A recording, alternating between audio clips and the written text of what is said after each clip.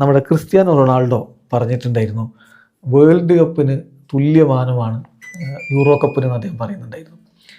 ഇപ്പോൾ ഈ വേൾഡ് കപ്പിൻ്റെ റൗണ്ട് ഓഫ് 16 കഴിഞ്ഞ് ക്വാർട്ടർ ഫൈനൽ വരുമ്പോൾ 8 ടീമുകളിൽ 6 ടീമും യൂറോപ്യന്മാരാണ്. യൂറോപ്പിൻ്റെ ഒരു ആധിപത്യം തന്നെയാണ് നമ്മൾ കാണുന്നത്. ഇപ്പോൾ കഴിഞ്ഞ വേൾഡ് കപ്പിൽ അങ്ങനെയല്ല, 5 പേര് യൂറോപ്യന്മാരും 2 ലാറ്റിൻ അമേരിക്കക്കാരും ഒരു ആഫ്രിക്കൻ ടീമാണ് എത്തിയിരുന്നത്. എന്നാലും യൂറോപ്പിൻ്റെ ആധിപത്യം തന്നെയാണ്. അപ്പോൾ ഈ ഡിഫിക്കൽറ്റി ലെവലൊക്കെ വെച്ച് നോക്കുമ്പോൾ ക്രിസ്ത്യാനോ പറയുന്നത് അത്രയധികം ആളുകൾ കളിയാക്കി പുച്ഛിച്ച് തള്ളേണ്ടതുണ്ടോ? വേൾഡ് കപ്പിൻ്റെ ഓൾമോസ്റ്റ് സെയിം ഡിഫിക്കൽറ്റി യൂറോ കപ്പിന് ഇല്ലേ? അദ്ദേഹത്തിൻ്റെ ആ ഒരു വാദം നമ്മൾ വാദത്തിനെങ്കിലും അംഗീകരിക്കേണ്ടതല്ലേ? എന്താണ് അത് പറയാൻ പറ്റില്ല. എന്തുകൊണ്ടാണെന്ന് വെച്ചെങ്കിൽ ഇപ്പോൾ ലാറ്റിൻ അമേരിക്കൻ ഫുട്ബോളും അതായത് യൂറോപ്യൻ ഫുട്ബോളിൻ്റെ ഒരു സ്പെഷ്യാലിറ്റി കാണുന്നത് ഒന്നുകൂടി ഒരു പ്രായോഗികത. അവർ മത്സരങ്ങളൊന്നുകൂടി ഇതേപോലത്തെ ഫ്രാൻസ് ആണെങ്കിൽ, ജർമ്മനി ആണെന്നുണ്ടെങ്കിൽ, യൂറോപ്യൻ നാഷൻസ് ഒന്നുകൂടി ആ ഫുട്ബോൾ എങ്ങനെ ജയിക്കണം എന്നതിനെ കുറിച്ച് ഒന്നുകൂടി ധാരണ വരാം. ഇപ്പോൾ കൊളംബിയ നന്നായിട്ട് കളിച്ചത്, ഇപ്പോൾ അവർക്ക് ജയിക്കാൻ പറ്റിയില്ല. മെക്സിക്കോ, സ്വിറ്റ്സർലൻഡ് ആണ് അവിടെ അല്ലെ ഇവിടെ കയറിയത്, മെക്സിക്കോ ഇംഗ്ലണ്ടിനായിട്ട് എന്ത് കളി കളിച്ചിട്ടുള്ളത്. അപ്പോൾ അവർ കളിക്കാത്തോ ഒന്നുമില്ല.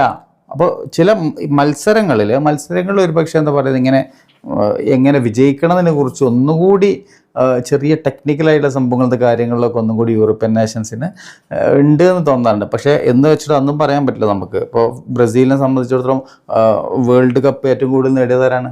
ബ്രസീലാണ്. അർജന്റീന ഇപ്പോൾ എത്ര പ്രാവശ്യം നേടിയിട്ടുണ്ട്? 3 തവണ നേടിയിട്ടുണ്ട്. യുറുഗ്വായ് ഇപ്പോഴല്ലെങ്കിൽ കൂടി 2 തവണ നേടിയിട്ടുണ്ട്. അപ്പോൾ അവർ ആക്ച്വലി എന്ന് പറയാം, അവരുടെ അസോസിയേഷനിൽ 10 കൺട്രീസേ ഉള്ളൂ. ലാറ്റിൻ അമേരിക്ക 10 കൺട്രീസല്ലേ ഉള്ളൂ. അപ്പോൾ യൂറോപ്പിനെ സംബന്ധിച്ചുകൊണ്ടെങ്കിൽ ഒന്നുകൂടി കൺട്രീസ് കൂടുതലാണ്.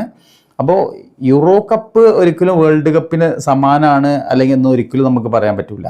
അതെങ്ങനെ പറയാൻ പറ്റുക? അശ്വിൻ പറയാം, അത് നമ്മളെന്താ പറയുക, ഒരു പിന്നെ നമുക്കറിയാം ഇപ്പോൾ യൂറോ കപ്പ് എങ്ങനെയാണ് ശരിക്കും ആക്ച്വലി എന്ന് പറയുന്നത്, ഫൈനലിലേക്ക് അല്ലെങ്കിൽ ഒരു ആ ടൂർണമെൻറ്റ് കംപ്ലീറ്റ് ചെയ്യുന്നത് എങ്ങനെയാണ്? ഇപ്പോൾ ഒരു എക്സാമ്പിളായിട്ട് ഇപ്പോൾ പോർച്ചുഗലിൻ്റെ തന്നെ 2016 നമുക്ക് പറയാം. അപ്പം അന്ന് എത്ര ടീമാണ് ടോട്ടൽ ഉണ്ടായിരുന്നത്? ആകെ 16 ടീമോ എന്തോ ആയിരുന്നു. അപ്പോൾ ആ ടീമുകളിൽ നിന്ന് ഏറ്റവും വെച്ച് 3-ാം സ്ഥാനക്കാർ കൂടി കയറി പോകുന്നു. അതായത് ഐസ്ലാൻഡ് പോലെയുള്ള അതേപോലെ തന്നെ ഇങ്ങനെ ചെറിയ ഒരു കളി പോലും ജയിക്കാതെ കയറി മുന്നോട്ട് പോയിരുന്നു എന്നുള്ളതാണ്. അപ്പോൾ അത് അടുത്ത കളി കഴിഞ്ഞിട്ട് നേരെ ക്വാർട്ടർ ഫൈനല്, പിന്നെ സെമി ഫൈനല്. അപ്പൊ ഇതേപോലെ തന്നെ നമ്മൾ സ്റ്റേജുകൾ ഇപ്പോൾ ഈ വേൾഡ് കപ്പിൽ നമ്മൾ 8 കളികൾ വരുന്നുണ്ട്. 8 കളി വരുന്നുണ്ട്. Round of 32, 16, quarter final, semi ഫൈനലൊക്കെ അടക്കം മൊത്തം 8 കളികൾ വരുന്നുണ്ട്. അപ്പോൾ അത്ര ഒരു ദുർഘടമായിട്ടുള്ളൊരു പാത അവിടെ യൂറോ കപ്പിൽ ഉണ്ട് എന്ന് തോന്നുന്നില്ല. അപ്പം അങ്ങനെയാണെന്നെങ്കിൽ ഇപ്പോൾ യൂറോ കപ്പ് ഇപ്പോൾ സ്പെയിൻ ഇപ്പോൾ അടുപ്പിച്ച് എത്ര കളികൾ അവർ നേടിയിട്ടുണ്ട്. അങ്ങനെയാണെങ്കിൽ വേൾഡ് കപ്പ് ഇപ്പോൾ അവർക്ക് നേടാൻ പറ്റണ്ടേ? അപ്പോൾ കോമ്പറ്റീഷൻ മറ്റുള്ള രാജ്യങ്ങളിൽ നല്ല ടൈറ്റ് ആയിട്ടുള്ള കോമ്പറ്റീഷൻ വരുന്നില്ലേ?